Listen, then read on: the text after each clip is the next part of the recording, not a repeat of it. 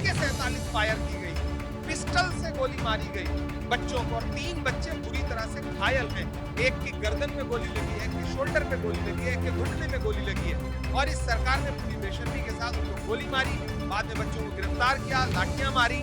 और हम सीधे सीधे आज की इस प्रेस कॉन्फ्रेंस के जरिए सरकार से कह रहे हैं कि इसकी जवाबदेही बिहार के मुख्यमंत्री को लेनी चाहिए, देश के गृह मंत्री को लेनी चाहिए। 3 छात्रों के ऊपर जो है गोली लगी और तीनों का भविष्य बर्बाद हो गया। छात्रों की जवाबदेही जो है किसी ने भी तय नहीं की है। सरकार आंखें बंद करके बैठी हुई है, हमारी लड़ाई लगातार जारी है। जब उन परिवारों से मिले तो मुझे लगता है अगर गोली 1 इंच भी आगे पीछे होती तो वो तीनों छात्र हमारे बीच में नहीं होते।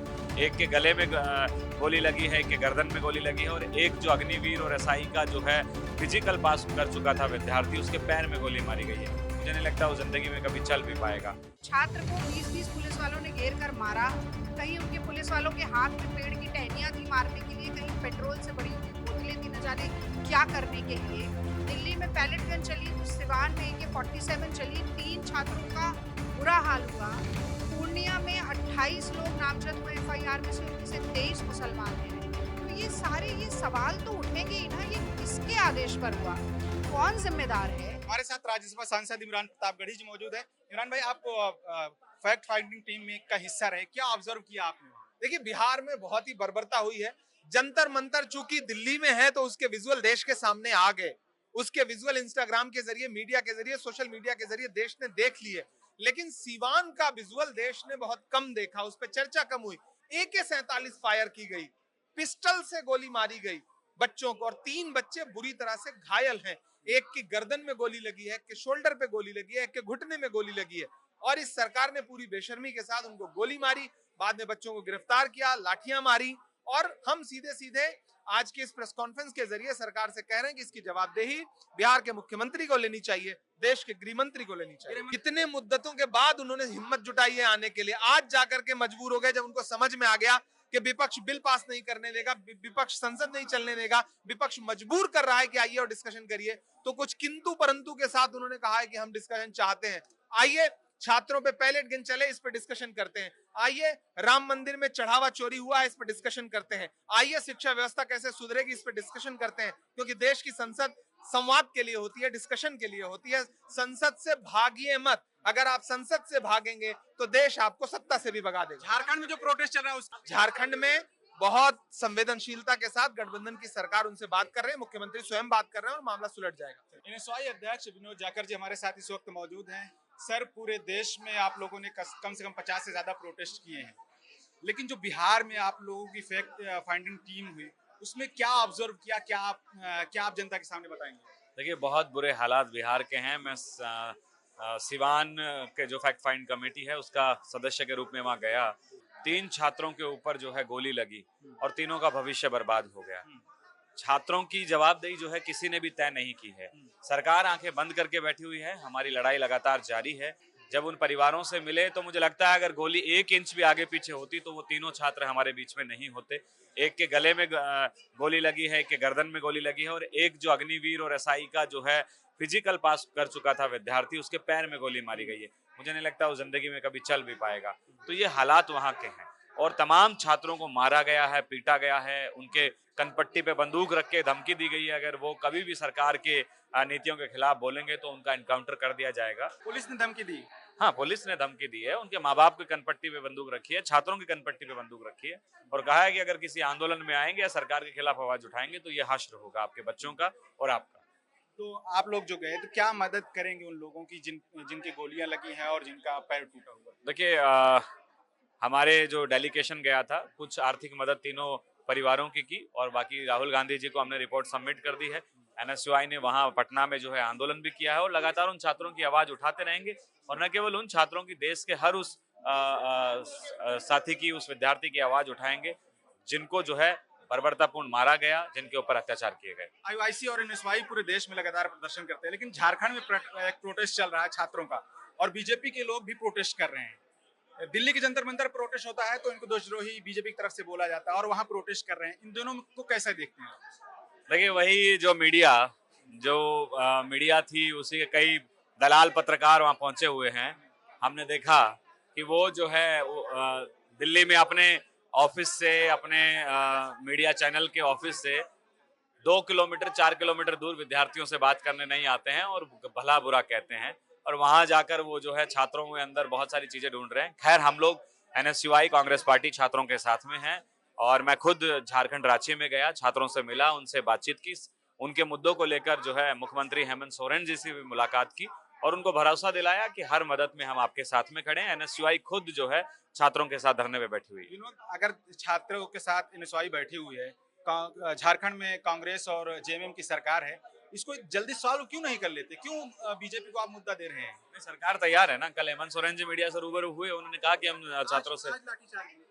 अब देखिए, जब छात्र वहां जा रहे हैं तो हल्का फुल्का बल तो प्रयोग करते और हैं। आप लोगों के साथ लेकिन- हल्का बल्का पुल, नहीं, नहीं, मैं- तो आप हम- कहेंगे बीजेपी तानाशाही कर नहीं, रही है? हम इसके खिलाफ है।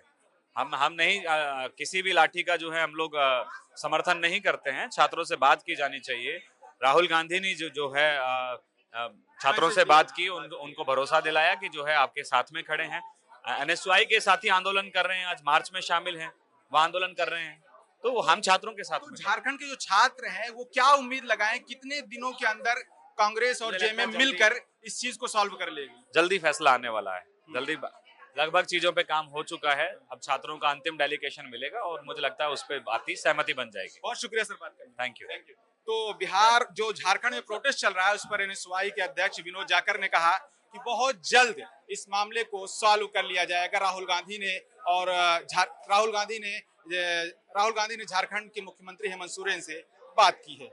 कैमरामैन बलवन के साथ मैं नदीम, मुंसिफ टीवी इंडिया के लिए। आज जो सबसे बड़ा सवाल बनता जा रहा है कि बिहार के छात्रों पर AK-47 चलाने का ऑर्डर किसने दिया? हमारे साथ रागिनी नायक जी मौजूद है, कांग्रेस के राष्ट्रीय प्रवक्ता हैं।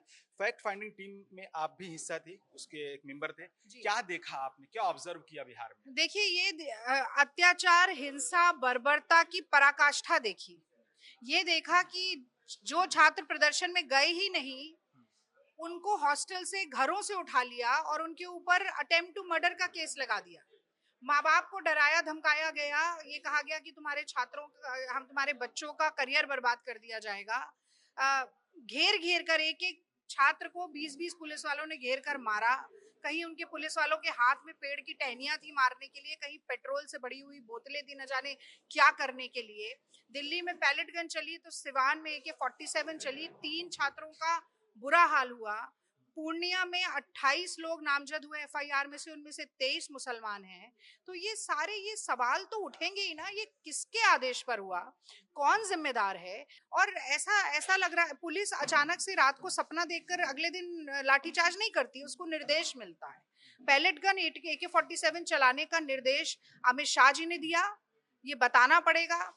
दिल्ली से सम्राट चौधरी को निर्देश मिला या सम्राट चौधरी ने अपनी पुलिस को निर्देश दिया कि AK-47 चलाओ, जो कि आतंकवादियों के ऊपर, उग्रवादियों के ऊपर और केवल नक्सलवादियों के ऊपर चलाई जाती है? तो क्या देश के छात्र आपको आतंकवादी नजर आते हैं? मोहन भागवत एक तरफ कहते हैं कि वो एंटी नेशनल नहीं है छात्र, और दूसरी तरफ उन्हें लाठियां मारी जाती हैं, उनको गोलियां दागी जाती हैं, लड़कियों के प्राइवेट पार्ट्स में डंडा ठेला जाता है, माँ बहन की गालियां दी जाती हैं, सर फोड़ा जाता है, 307 अटेम्प्ट टू मर्डर लगाया जाता है। तो मैं समझती हूँ कि ये लोकतंत्र का मजाक बनाने की कवायद है, और इसीलिए राहुल गांधी जी कह रहे हैं कि जिम्मेदारी तय होनी चाहिए। या तो अमित शाह ने करवाया है तो वो दोषी हैं, इस्तीफा दें, और या तो उन्हें पता ही नहीं था, और पता नहीं था तो वो अयोग्य हैं और इस्तीफा दें।